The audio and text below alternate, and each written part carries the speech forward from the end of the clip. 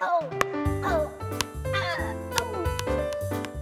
now, it's time for another Dice Tower review with Ryan Metzler. Hey everybody, it's Ryan Metzler here again, and today we're going to check out a game that is what many would probably consider a classic, and it's one that I hadn't played up until not too long ago, and that game is Jamaica. Now, Jamaica is a game about sailing a ship around the island of Jamaica and trying to collect treasure, race everybody else across that island, and hopefully have the most resources by the time you reach the finish line, or just reach the finish line that much before everybody else. As you can see, the artwork on the box is beautiful. And let's hope that the game inside is just as beautiful. So real quick, why don't we just open this game up, we'll see how it plays, and then we'll come back here at the end and I'll give you my opinions on Jamaica. So here you can see Jamaica all set up. We're set up for a 4-player game, but the changes won't really, or there won't be any changes for fewer players unless you go down to 2 players, at which point there is a special ghost ship controlled by the captain that will kind of move itself around based on what's rolled on the dice, with the captain making all choices that need to be made. As you can see, this is a beautiful board, really well done artwork, and what we're looking at here is the island of Jamaica with our ships ready to race around them, trying to collect pirate treasures from these different islands that have treasures on them. The tokens are just to indicate that the treasure has not yet been taken. The cards that have the treasure on them are actually in this treasure chest in the center. We're also going to have a die here for combat, and we're going to have the navigation circle here, which shows which die is going to be placed in morning, represented by the sun, and at night, represented by the moon. And that'll be the order that you take the actions on your 2 cards, as well as the values for the actions that you're going to get to take. Before we get too much into this, I want to complain about something. The rulebook here is really well done. It looks really nice, at least it looks nice, and it looks well done. But when you get down to things, you actually, in order to read the rulebook, must unfold it like this. It's kind of like a treasure map, and you have to have it unfolded all the way like this in order to read the rules. It's a terrible design. You can fold it up a little bit and kind of accordion it out to read it, but it's just a terrible design, and no one should really have to deal with this in order to read the rulebook. Just bad design choices. Don't do that if you ever design a game. If you're a designer and you're watching, or a publisher, just don't. Now, this game is going to be essentially a roll and then action selection, mostly moving type of game. So I don't want to call it a roll and move, but it's kind of a roll and move. Whoever's the captain, they'll have this little compass. Whoever is the captain is going to go ahead, and at the start of the turn, they're going to roll these 2 dice. That will get them 2 values, in this case 3 and 2, and they will decide which one of these values they want to be in the morning and which one they want to happen at night. So if they want 2 in the morning or 3 in the morning, they'll arrange them whichever way they want. This way they have 3 in the morning and 2 at night. Now, at the same time, they're going to have a hand of cards. That's these cards right here. And they have symbols on them. We'll take a look at them. The bottom, the artwork, is not really important at all. What you're really worried about is these symbols in the upper left and right hand corners. There are several different symbols. We've covered most of them here. This one means move forward. This one, the red arrow, means move backwards. This one right here means get food. This one means get gunpowder. And there's one more that shows these golden doubloons that means get doubloons. Now, what you're trying to do is race around this island picking up the treasure, but there are several different places that you're going to have to pay attention to. Any of these dots on these spaces here mean that when you stop there, you have to pay food. The number of dots is the number of food, and you'll see you start the game with 3 food and 3 doubloons. So if I were to move 1 forward because of the die that said move 1 forward, or let's say we moved 3 forward, I'm going to have to pay 2 food from my hold, or I'm going to have to pay as much as I can, and then move backwards until I can afford to pay a spot that we've gone back to. So, in this case, if I couldn't afford 2 food, I'd move all the way back to the start, because I can't afford 3 more food or 2 more food, so I'm just going to keep sliding backwards. The spots that have the coins on them, 3 and 5, if you land on these, you have to pay that much money, or again, move backwards. In this case, if I couldn't afford to pay 3 money, I'd pay all the money I had and move back to the treasure space, which is going to get me a treasure from this pile, even though I was forced back to it. So, we'll cover those treasures in a moment, but what you're going to do is when you're the captain, you've rolled the die, you're going to look at your cards and decide what you want to do on this turn. You're going to choose one of these 3 cards, but before you do so, you may decide which way to arrange these dice. So, maybe you want to move 3 forward, and then you want to get 2 food. That would be this card right here. You would choose 3 and then 2. 3 first, 2 second. And then you'd take your card and you'd play it face down in your discard pile. Now, the rest of these cards are going to make up your hand, and everyone else is going to be choosing a card simultaneously, after, of course, you've chosen the order of these 2 dice, so they will know which of the values is going to correspond to which of their actions. Then, once everybody's done this, you're going to, in turn order, reveal these cards. And our green player has chosen move forward and then food. For the first value, or the first action, they're going to use a value of 3. Move forward 3 times. 1, 2, 3. This costs them 2 food because 2 food is indicated on the supply here, or on the space they landed on. They'll pay that back to the supply. I'm not showing the entire supply, but the board, or the box, has a nice place for all of the supply stuff, leftover stuff you're not using.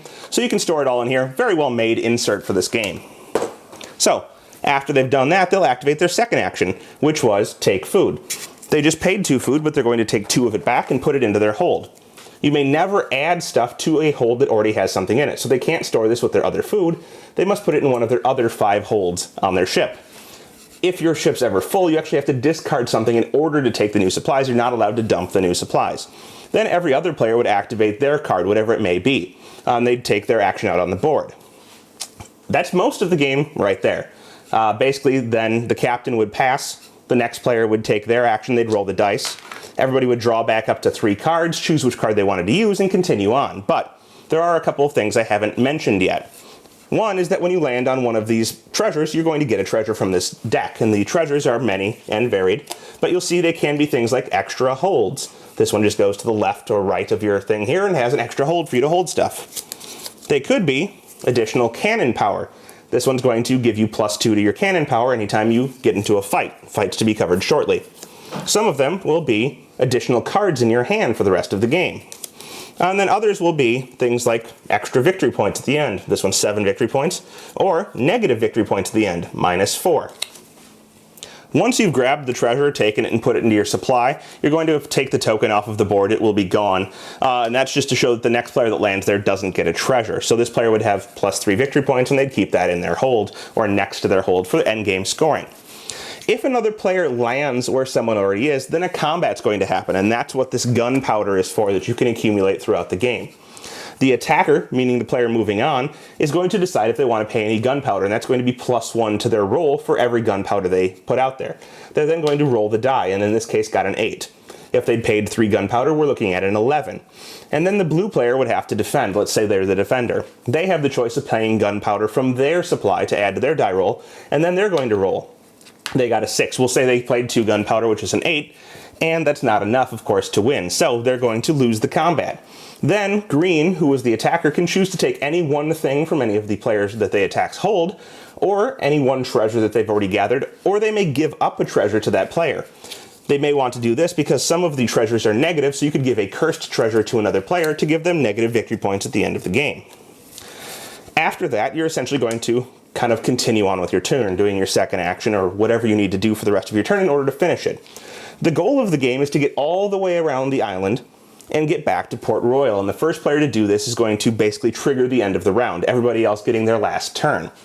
Once this is done, you're going to get extra points based on the number that you're on the board here. So if you're at Port Royal, you get 15 bonus points, then 10, 9, 8, 7, 6, 5, 4, 3, 2, and anything beyond this line is worth -5 points. You just simply didn't move fast enough.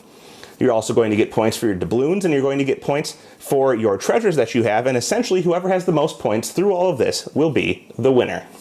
Well, there you have it. That is Jamaica. I have to say right off the bat, not impressed. First off, let me get out of the way again. The artwork is beautiful. It's just amazingly done. Very well done artwork, and unfortunately that's the best part of the game. The rest of it's pretty luck-based. I mean, you're going to be rolling dice, and one player gets to choose the order of those 2 dice, but they have no say as to the value. You're going to be choosing a card from your hand of 3, sometimes 4 cards, and then you're going to play that card out. And basically, that's the entire game. Now, yes, you can decide the order of the 2 dice when you're the captain. Great. Sometimes there's just not a good choice. Do you want to move backwards and then move forwards a little bit, or move forward and backwards a little bit? Would you just like to take some gold and move? The choices are there, but they're minimal in my opinion.